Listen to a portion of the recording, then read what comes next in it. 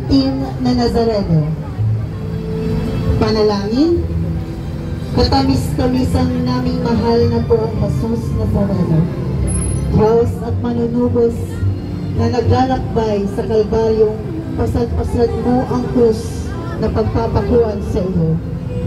Kaming abang makasalanan na naging dahilan ng iyong di masayo na hirap ay nagpupuri sa iyo at nagpapasalamat.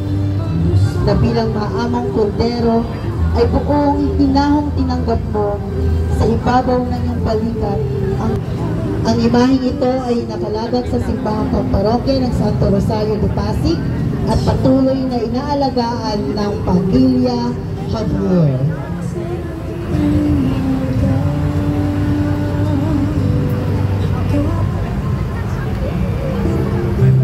Ang sumunod naman po ay ang pagpako sa krus kay Cristo sa Kalbaryo. Etchimato Tua. Ang imahe ng Kalbaryo ay isang pagpapakahulugan at pagpapakita ng walang hanggang pagmamahal ng isang ina sa kaniyang anak. Inihabilin ni Jesus si Maria kay San Juan na kumakatawan sa ating lahat upang maging ina at huwaran nating lahat. Si Maria Rioveros. Maraming salamat po.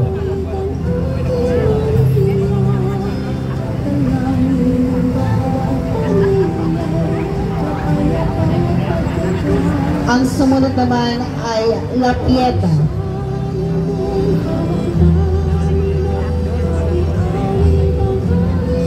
Ang sumunod ay si Santa Veronica.